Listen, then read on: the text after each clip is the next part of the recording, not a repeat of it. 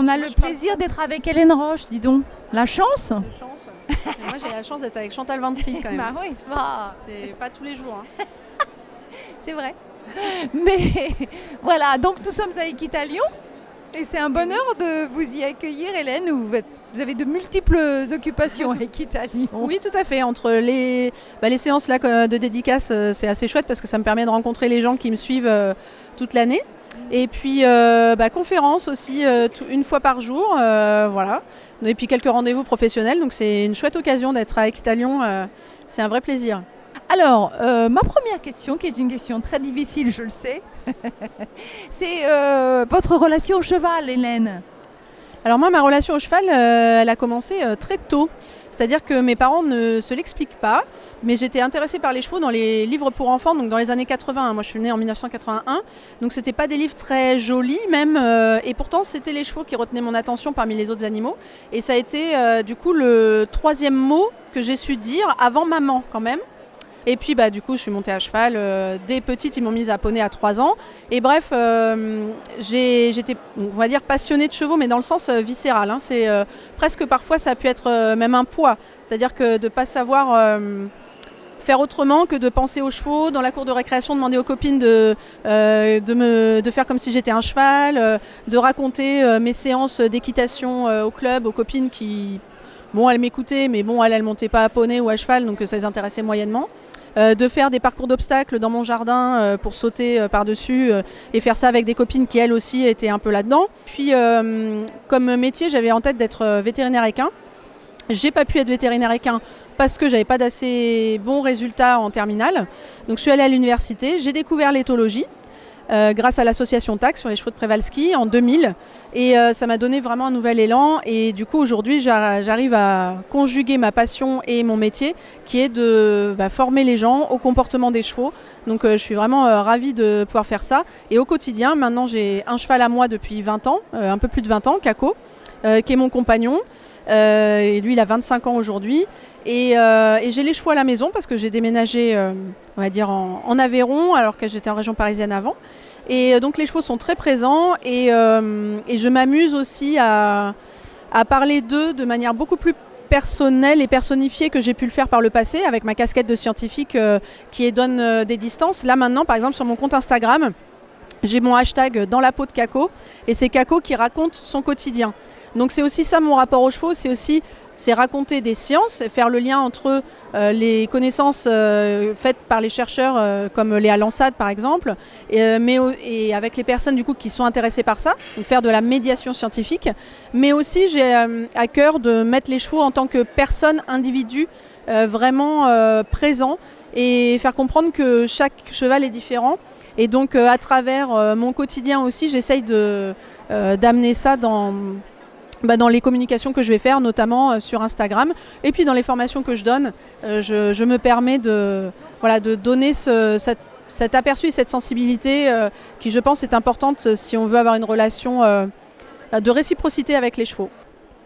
Ok.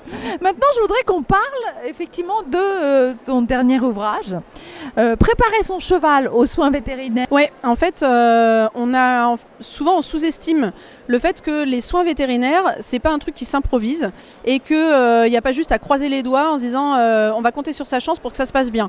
En fait, on peut mettre quand même un certain nombre de facteurs de notre côté qui vont faciliter le moment où il y a besoin, soit que le vétérinaire pose un diagnostic, soit que nous, on doive suivre une prescription d'un vétérinaire. Et parfois, le vétérinaire, lui, comme il a accès, par exemple, à la sédation chimique qui fait que le cheval peut être tranquillisé et du coup, il va pouvoir faire son soin, nous, derrière, en tant que propriétaire, on ne va pas pouvoir faire ça. Donc, en fait, on peut, je pense qu'on devrait, c'est l'objet du livre, entraîner son cheval à coopérer pour les soins. Et c'est, je pense, un entraînement à prévoir dans ce qu'on fait avec nos chevaux, comme on les entraîne physiquement pour faire des exercices et nous porter correctement sur leur dos, quelle que soit l'activité qu'on va faire, et cet entraînement-là, il faut vraiment le voir comme un entraînement et faire ça régulièrement, que ce soit prendre la température, examiner les gencives, ça peut être toucher le cheval partout, ça commence par là, parce que parfois on ne peut pas poser un diagnostic parce que le vétérinaire ne peut pas mettre ses mains partout. C'est aussi penser que quand il y a le vétérinaire qui vient, en fait on est deux, et que si le cheval il a l'habitude d'être manipulé que par une seule personne, ou nous en l'occurrence, peut-être que ça peut valoir le coup. de l'entraîner de temps en temps avec une deuxième personne. Parce qu'avoir 2 personnes qui évoluent autour de lui, c'est différent de quand moi je suis toute seule à faire les choses. Donc c'est des petites choses comme ça que je pointe du doigt, et je donne aussi des chemins de progression pour envisager les différents soins. Voilà. Et du coup je rebondis sur Kako, parce que quand même c'est lui qui est en couverture. Donc il est assez fier d'être en couverture de ce livre-là. Enfin, au bout de 6 livres, il est en couverture. Et puis en plus, il est aussi dans mes présentations, donc finalement, il est quand même venu à Lyon avec moi, quoi. Et en plus, à source de la couverture, donc tu lui donnes une seringue par la bouche d'un truc et il a l'air tout à fait coopératif. Tout à fait. Alors après, ça dépend évidemment des produits qu'on donne, hein. Mais en effet, on peut entraîner un cheval à venir toucher la seringue avec son nez, la seringue par exemple de vermifuge, hein, et l'entraîner et faire tous des entraînements où il va obtenir à chaque fois, on va lui donner une récompense alimentaire, voire cette seringue contient de la compote de pommes par exemple. Et puis il y a une fois, ce sera le vermifuge. Alors on peut se dire, mais je vais le trahir du coup.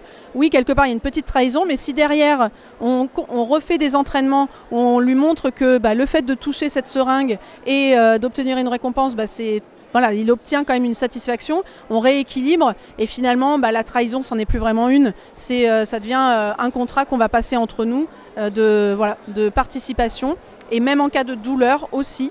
On a des chevaux qui sont capables de coopérer parce qu'en fait on fait appel à leur compréhension de la situation, et que du coup ils comprennent ce qu'on attend d'eux même s'ils ont mal, et ils sont prêts. C'est assez étonnant, hein. Moi-même je suis surprise parfois dans ces situations-là.